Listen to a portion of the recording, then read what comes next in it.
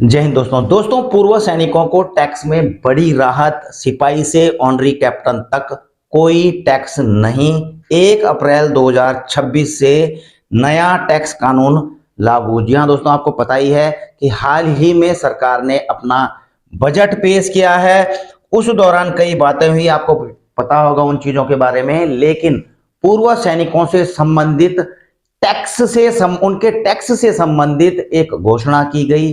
जो finance bill था, finance act था, उसके अंतर्गत जो टैक्स सेना के ऊपर लगना है, उसके ऊपर जो है ये सारी की सारी चीजें लेकर के आई गई हैं कि सेना के जो सैनिक हैं उनके ऊपर कौन से टैक्स लगेंगे, कौन से टैक्स नहीं लगेंगे। इन चीजों के ऊपर दोस्तों मैं पूरी की पूरी डिटेल्ड हिस्ट्री, क्योंकि यह बेसिकली दोस्तों डिसेबिलिटी पेंशन के ऊपर है। आपने कई वीडियो देख भी ली होंगी कि डिसेबिलिटी पेंशन के ऊपर टैक्स लगेगा नहीं लगेगा, किसके ऊपर लगेगा किसके ऊपर नहीं लगेगा। उसके बावजूद मैंने पूरा एक, आप देख रहे हैं दोस्तों कि एक तैयार की है पूरी सीट, सिपाही से लेकर के ऑनरी कैप्टन तक की ये सीट देख रहे होंगे दोस्तों आप, कि इसके बावजूद सिपाही से लेकर के ऑनरी कैप्टन, चाहे अभी चाहे बाद में का मतलब 8वें पे कमीशन के बाद में, ये सारी चीजें निकल करके आ रही हैं कि आपको कितना टैक्स लगेगा या फिर आपके ऊपर कोई टैक्स लगने ही नहीं जा रहा है। तो वो कैलकुलेशन जरूर देख लेना दोस्तों। मैंने अभी आपको पूरा दिखाया नहीं है, डिटेल्ड में आपको दिखाऊंगा दोस्तों। लेकिन इससे पहले मैं आपको यह जानकारी दे देना चाहता हूं कि हाल ही में जो बजट पेश हुआ था, उसमें जो पूर्व सैनिक हैं उनके टैक्स में क्या हुआ, उनके लिए टैक्स में कहां पर उनको झटका लगा और कहां पर उनको राहत मिली। जी हाँ दोस्तों, यहां पर आप कई प्रकार की खबरें देख भी रहे होंगे। इस प्रकार की veteran slam government decision to the tax exemption for superannuated soldiers receiving disability pension. तो डिसेबिलिटी पेंशन को पर जो है टैक्स को लेकर के पूर्व सैनिकों ने सरकार की निंदा की है, आलोचना की है। इसमें बताया गया है दोस्तों, जो पूर्व सैनिकों का यह था कि भाई इनको 2 वर्ग में कैसे बांट दिया गया है। सभी जो है, जो सैनिक होता है दोस्तों, अगर युद्ध के दौरान घायल होता है तो उसको अलग अलग टैक्स के दायरे में क्यों रखा गया है, ठीक है ना। और रखने के बावजूद भी दोस्तों, मैंने आपको बताया सिपाही से ऑनरी कैप्टन तक, फिर भी मैं जो तरीका बताऊंगा आपको दोस्तों, फिर भी आप टैक्स के दायरे से बाहर रहेंगे। हालांकि दोस्तों मैं आपको यह बता दूं कि मैं इस डिसीजन से सरकार के बिल्कुल भी खुश नहीं हूं कि जो डिसेबिलिटी पेंशन है उस पर टैक्स को लेकर के सरकार ने 2 वर्ग बना दिए हैं, ठीक है ना। वो नहीं होना चाहिए। और 2 वर्ग तो अलग है दोस्तों। इसके अलावा दोस्तों एक चलो मैं आगे इसके ऊपर बात करूंगा। सबसे पहले दोस्तों आप इस चीज को समझ लीजिए कि हुआ क्या है, फिर मैं आपको वो चार्ट की मदद से बताऊंगा कि सिपाही से ऑनरी कैप्टन तक किस प्रकार से टैक्स से बचा जाएगा, आप बच पाएंगे, ठीक है। आप ये देख रहे होंगे दोस्तों, provision relating to direct tax finance bill 2026। तो ये बेसिकली 100 पन्ने का था दोस्तों। लेकिन जो मेन चीजें हैं, इसको लागू किया गया है सरकार के द्वारा। कब से किया गया है? फर्स्ट डे ऑफ अप्रैल 2026 से, यानी कि अप्रैल 2026 से इसको लागू कर दिया गया है इनकम टैक्स बिल को। किस चीज के लिए दोस्तों? डिसेबिलिटी पेंशन को लेकर के, कि जो डिसेबिलिटी पेंशन है उस पर जो आपका इनकम टैक्स एग्जम्पशन है, इनकम टैक्स की छूट मिलनी चाहिए या नहीं मिलनी चाहिए। तो जो पेंशनर हैं वो आर्म फोर्सेस पर्सनल, तो इसके बारे में दोस्तों यह कहा गया है, it is proposed to provide for exemption of disability pension including both the service element and disability element only in cases where the individual has been invalidated out of armed forces service on account of a bodily disability attributable to aggravated to by such service and not where the individual has retired on superannuation on otherwise. It is also proposed that this exemption will also be available to paramilitary personal. अब देखिए, इसमें कुल मिलाकर के यह propose था कि जो मांग थी दोस्तों, और अभी सुप्रीम कोर्ट में भी यह केस चल रहा है दोस्तों। सुप्रीम कोर्ट में क्या स्थिति है, सुप्रीम कोर्ट ने क्या कहा है, इससे पहले दोस्तों पीसीडीए के क्या आदेश निकाले गए थे, क्या इसको लागू किया जाना चाहिए था, नहीं किया जाना था, वो सारी चीजें इस वीडियो में कवर करूंगा दोस्तों। लेकिन बात यह थी, मांग यह थी पहले से ही कि जो डिसेबिलिटी पेंशन है, डिसेबिलिटी उसमें चाहे सर्विस एलिमेंट हो, डिसेबिलिटी एलिमेंट हो, उसको टैक्स के दायरे से बाहर रखा जाना चाहिए, ठीक है ना। लेकिन the amendment shall take effect from the first day of and shall also apply in relation to the tax year 26-27। अब इसमें है क्या दोस्तों, अब आप सोच रहे होंगे, इसमें दोस्तों क्लॉज 108 है। क्लॉज 108 में क्लियर लिखा गया है कि provide the express exemption in respect of disability pension both in element and so where individual has been invalidated out the service on the account of disability attributable to aggravated by the such service. However, the said exemption shall not be available where the individual has retired from service on superannuation. देखिए इसमें जो disability person है जो disability pension आए हैं सेना से, paramilitary forces से, तो उसको दो कैटेगरी में बांट दिया गया है। एक तो बांट दिया गया है जो इनवैलिड आउट हुए हैं दोस्तों, इनवैलिड आउट हुए हैं, और दूसरा जो है सुपर एनुएशन पे हुए हैं। सुपर एनुएशन का मतलब है सर्विस पूरी करके आए हैं, दो कैटेगरी में। यानी कि कोई किसी को डिसेबिलिटी हुई है सेना में, और वो जो है डिसेबिलिटी एट्रीब्यूटेबल टू और एग्रावेटेड बाय मिलिट्री सर्विस है, वो आ गए हैं बीच में ही इसके कारण से। और दूसरा है दोस्तों सुपर एनुएशन पे, यानी कि अगर डिसेबिलिटी उनको भले ही हुई है लेकिन उन्होंने अपनी जो सर्विस है वो पूरी करी है। तो इसमें दो कैटेगरी ऐसे बांट दी गई है कि जो इनवैलिड आउट हुए हैं, इस चीज को देखते हुए तो इन पर जो है टैक्स नहीं लगेगा, और जो पूरी सर्विस करके आए हैं डिसेबिलिटी वाले, उनके डिसेबिलिटी पेंशन पर जो है टैक्स लगेगा। इस चीज को जो है गवर्नमेंट ने इस नए वाले टैक्स जो आया है बिल, उस पर रखा है। अब इससे पहले की कहानी क्या है दोस्तों, इससे पहले की कहानी आपको, यह लड़ाई आज से नहीं चल रही दोस्तों, बहुत पहले से चल रही है। पहले से क्या चल रही है, एक बार जो है गवर्नमेंट ने, आज की बात नहीं है 2020 की बात है, उस समय टैक्स को लेकर के पीसीडी ने सर्कुलर भी निकाला था 210 की, जो सभी जो सर्विस एलिमेंट और डिसेबिलिटी एलिमेंट है उनके ऊपर जो है टैक्स लागू किया जाए, बिल्कुल लागू किया जाए। मतलब उस चीज को लेकर के निकाला था कि भाई उनके लिए टैक्स लागू है। लेकिन उसके बाद जो है आपको पता होना चाहिए, मिनिस्ट्री ऑफ डिफेंस ने इस प्रकार का लेटर निकाला जो इस चीज को लेकर के, क्यों, उस समय 2019 में ऑनरेबल सुप्रीम कोर्ट में चले गए थे डिफेंस पेंशनर्स कि डिसेबिलिटी पेंशन के ऊपर नहीं लगना चाहिए टैक्स। तो उस समय सुप्रीम कोर्ट ने स्टे ऑर्डर दिया था कि चाहे वो सुपर एनुएशन पे आए हैं चाहे इनवैलिडेटेड आउट आए हैं, तो यहां नहीं लगना चाहिए। तो जैसे ही यह डिसीजन आता है दोस्तों, आप ये देख रहे हैं 2 मार्च 2020 को, और ये 20 फरवरी 2020 का है, तो 2 मार्च 2020 को जैसे ही आता है, तो उसके बाद जो है 3 मार्च 2020 को फिर पीसीडी सर्कुलर जारी कर देता है 211, और इसमें जो है 210 नंबर सर्कुलर को दोस्तों क्या कर दिया जाता है, इसको रोक दिया जाता है, ठीक है ना। जैसे पहले चल रहा होता है यह चल रहा होता है। और इसके अलावा दोस्तों आप यहां भी देखोगे 1 जून 2019 का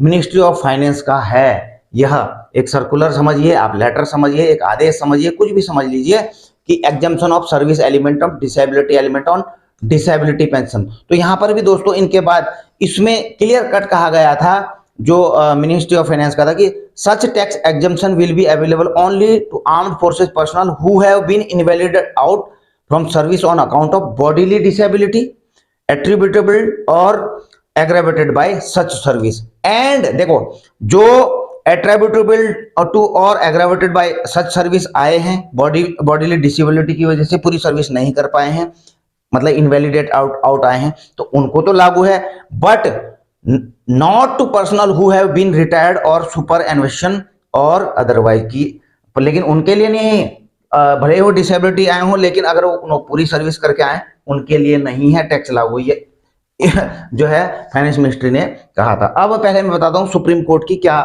अभी स्थिति है, सुप्रीम कोर्ट ने इस पर क्या आदेश दिए हैं।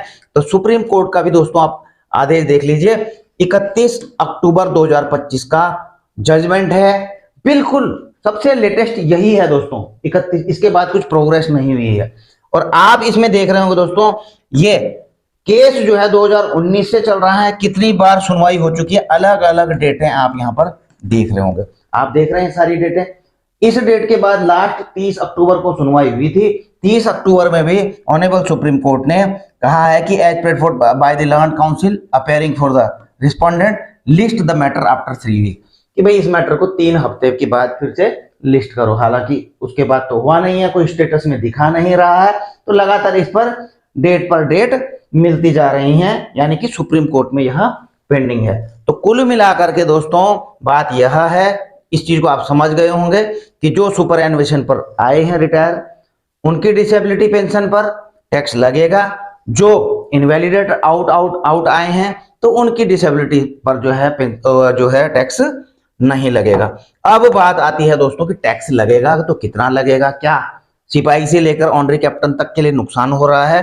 तो यहां पर दोस्तों मैंने 2 शीटें बनाई है, अभी बिल्कुल जो प्रेजेंट चल रहा है कि क्योंकि 1 अप्रैल से तो इसको लागू हो जाना है, तो ऐसे में क्या अब आप टैक्स के दायरे में आ जाएंगे या नहीं आ जाएंगे। तो ये देख लीजिए, effect of tax on disability pension सिपाही टू ऑनरी कैप्टन। बिल्कुल दोस्तों, अब देखिए मैंने सिपाही से लेकर के ऑनरी कैप्टन लगाया है। सिपाही आप देख रहे हो, आप नोट कर सकते हैं 17, 22, 24, 30 साल तक की अलग अलग क्वालिफाइंग सर्विस को लिया है मैंने। इनकी बेसिक पेंशन को लिया है दोस्तों, वाई ग्रुप की लिया है, पहले बता दूं, वाई ग्रुप की। और जो बेसिक पेंशन है दोस्तों, इनके रैंक के हिसाब से वो OROP 3 के हिसाब से लिया मैंने, जो अभी लेटेस्ट 2024 1 जुलाई 2024 से आपको लागू है। इसके अलावा दोस्तों देखिए, क्योंकि पेंशन आपके टैक्स के दायरे में आती है अगर वो स्लैब के अंदर हो, ठीक है। अब देखिए इसमें दोस्तों जो डिसेबिलिटी पेंशन लेते हैं, जिसकी डिसेबिलिटी 50% है दोस्तों, आप इस चीज को भी समझ लीजिए, अगर जिनकी डिसेबिलिटी 50% कंसीडर की गई है तो उनको डिसेबिलिटी पेंशन कितनी मिलती है, 30% ऑफ बेसिक पे, आपको पता ही होगा, ठीक है, जो लेते हैं उनको पता ही है। यानी कि इनका बेसिक का 30% इसको क्या मिलती है, डिसेबिलिटी पेंशन मिलती है, ठीक। अच्छा, इसको कैलकुलेट किया है मैंने, आप रैंक के हिसाब से देख लेना, ठीक है, आप किस रैंक में आ रहे हैं, मैंने सर्विस के अकॉर्डिंग देखा है, बाकी आप भी कैलकुलेट कर सकते हैं। तो ये हो गई इनकी डिसेबिलिटी पेंशन, ये होगी बेसिक पेंशन, टोटल हो जाती है 26,602 रुपए। ये पॉइंट के बाद को दोस्तों आप मर्ज कर लेना उसमें, क्योंकि मैंने एक्सेल पे निकाली तो पॉइंट भी कैलकुलेट करता है। इसके बाद दोस्तों आज की डेट में अगर डीआर देखा जाए, महंगाई राहत देखी जाए, तो 60% है। 60% महंगाई राहत होती है तो 15,961 रुपए इनका, एक सिपाही की बात कर रहा हूं, बाकी कैलकुलेशन सबका मैंने यहां लिखा हुआ है दोस्तों, अलग अलग रैंक का ये होता है। तो 60% दोनों पे लगेगा दोस्तों, चाहे आपको डिसेबिलिटी पेंशन मिल रही है या इनवैलिड पेंशन मिल रही है, उस पर डीआर लगता है सर्विस एलिमेंट पर भी, ठीक है ना, और इनवैलिड जो आपको मिल रहा है उस पर भी दोनों पे मिलता है। तो ये आपको टोटल हो गया इतना, ठीक है। अच्छा जी, इसके बाद आपका टोटल हो जाता है 42,563 रुपए इन सबको लगा करके। अब इसको अगर मैं दोस्तों ये 1 महीने की लगा करके चल रहा हूं मैं, 1 महीने की लगा करके, तो 1 साल में कितनी पेंशन बनती है एक सिपाही की, 5,10,756 रुपए, ठीक है। और उसी प्रकार से नायक की आप ये नोट देख रहे होंगे, ये हवलदार की देख रहे होंगे, नायब सूबेदार की देख रहे होंगे, ठीक है, सूबेदार मेजर की, ऑनरी लेफ्ट। और मैं ये क्यों बता रहा हूं दोस्तों, मैं आपको आगे बताऊंगा अभी, ठीक है। ये तो उनके लिए जो 50% जिनकी डिसेबिलिटी है, तो उनको 30% ऑफ बेसिक मिलती है।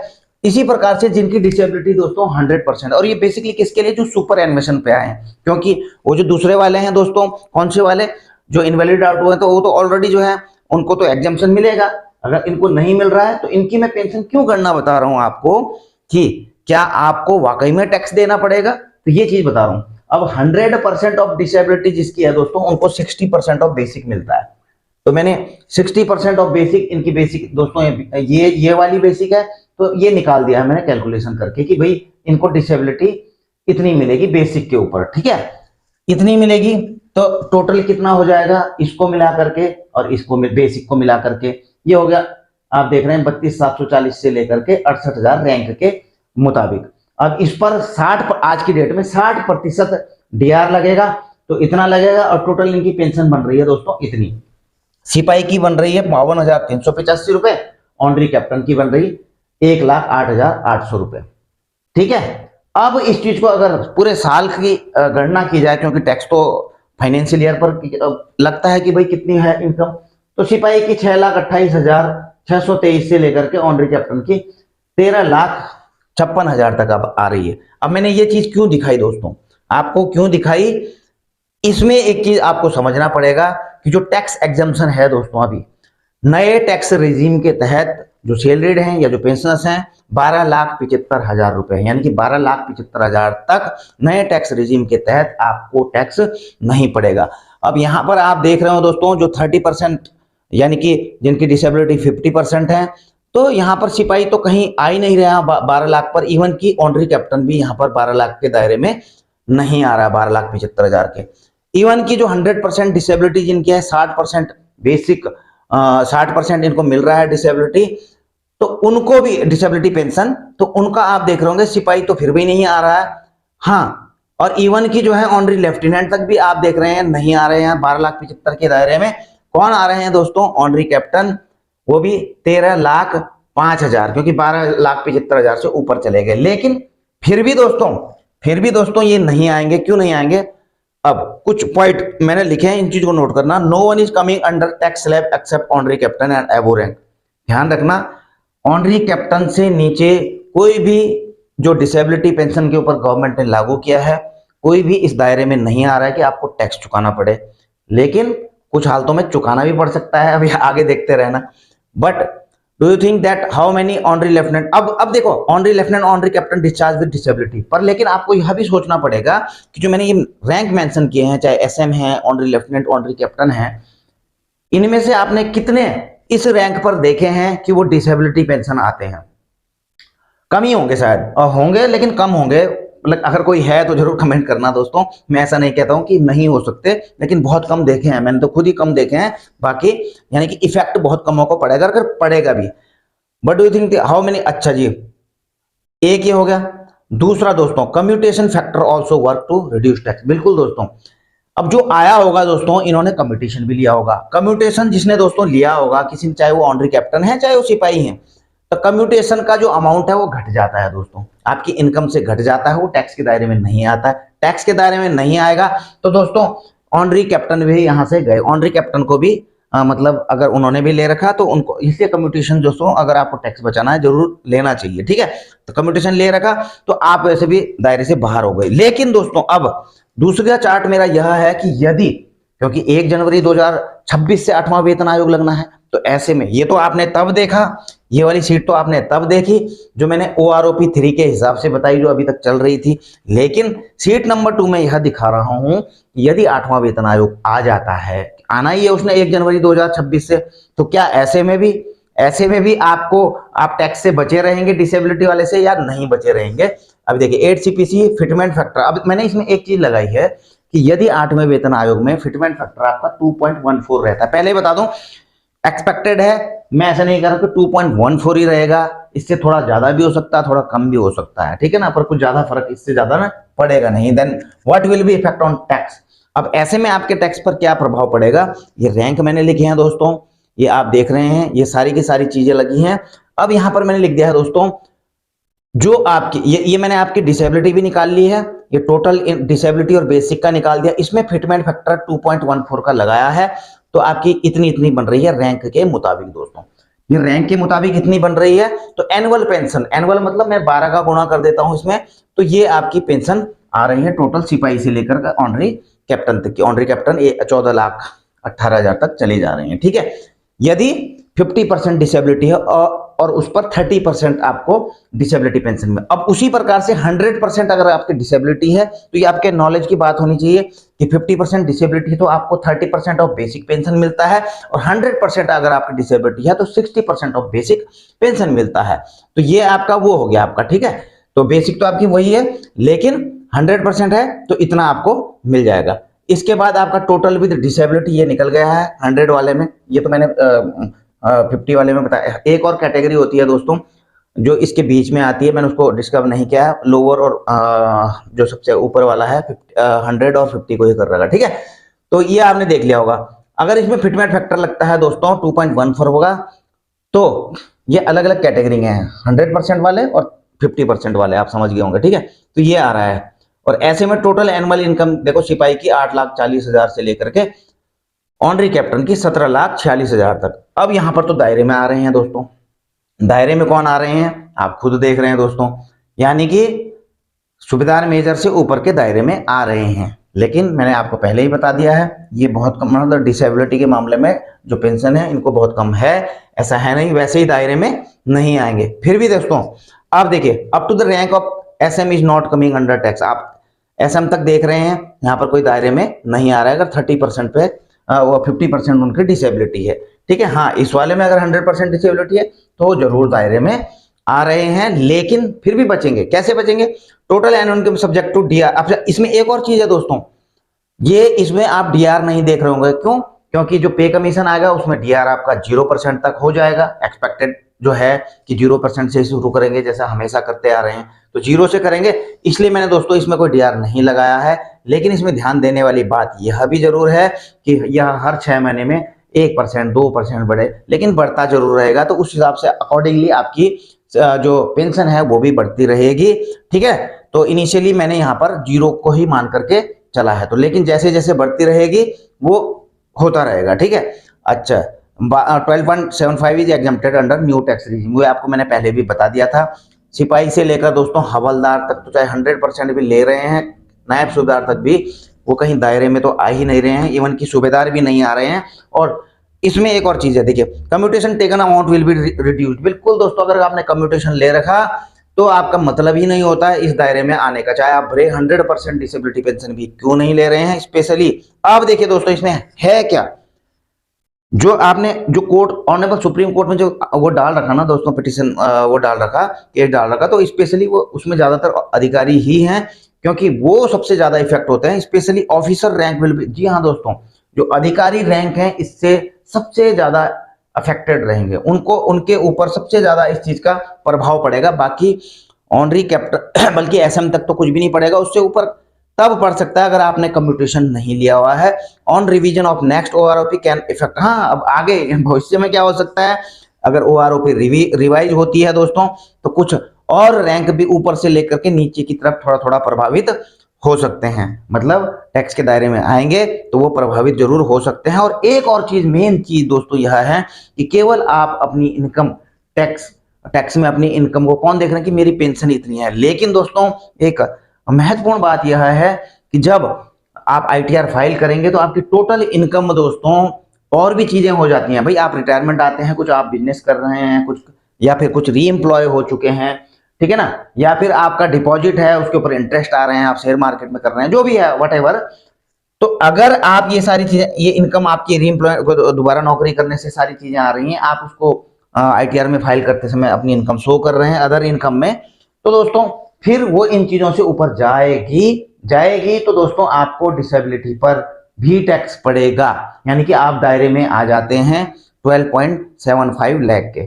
और धीरे धीरे दोस्तों जैसे जैसे बढ़ेगा, हो सकता है दोस्तों कि अगले 5-7 साल में जो टैक्स का दायरा है उसे भी सरकार के द्वारा बढ़ा दिया जाए। अभी तो 12,75,000 किया गया है, तो ये चीज पैरेलली कहीं ना कहीं चलती रहेंगी। तो कुल मिलाकर के मेरा बोलने का मतलब यह था, मैं हालांकि मैं इस चीज को बिल्कुल सपोर्ट नहीं करता हूं कि इसमें अलग अलग कि डिसेबिलिटी पेंशन के ऊपर टैक्स कर दिया गया है, ऐसा भी मेरा कोई मकसद नहीं है कि जी अधिकारियों को लग रहा है, नहीं भैया, सब सैनिक हैं मेरी तरफ से।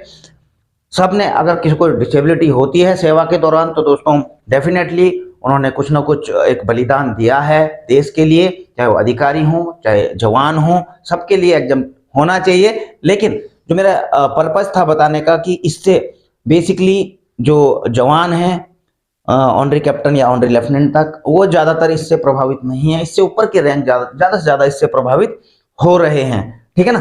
तो यही मेरा मकसद था। बाकी सरकार को इस बारे में सोचना चाहिए कि भैया इस चीज को नहीं किया जाना चाहिए, इसको हटा दिया जाना चाहिए था। लेकिन दोस्तों आज से नहीं, ये तो ऑनरेबल सुप्रीम कोर्ट में अभी तक जो है पेंडिंग है, इस पर हम क्या बोले। सुप्रीम कोर्ट ने भी लगातार 2019 से इसको आगे बढ़ाते गई है, अब 2026 आ चुका है, अभी तक जो है इस पर डिसीजन नहीं दिया है। तो सरकार जो है अपना फाइनेंस बिल लेकर के आ गई, उसमें टैक्स के नए रूल लेकर के आ गई, ठीक है। तो ये सारी चीजें अब 1 अप्रैल से आपके साथ लागू भी होने जा रही है, ठीक है। तो कुल मिलाकर के बात यह है। बाकी दोस्तों वीडियो आपको अच्छी लगी हो तो लाइक शेयर कर सकते हैं, चैनल में नए हैं तो चैनल को सब्सक्राइब कर सकते हैं। आपके अपने कमेंट्स हैं, कुछ राय हैं तो कमेंट में जाकर के लिख सकते हैं। वीडियो होती है यहीं पर समाप्त। जल्द मिलने की कोशिश करेंगे। जय हिंद।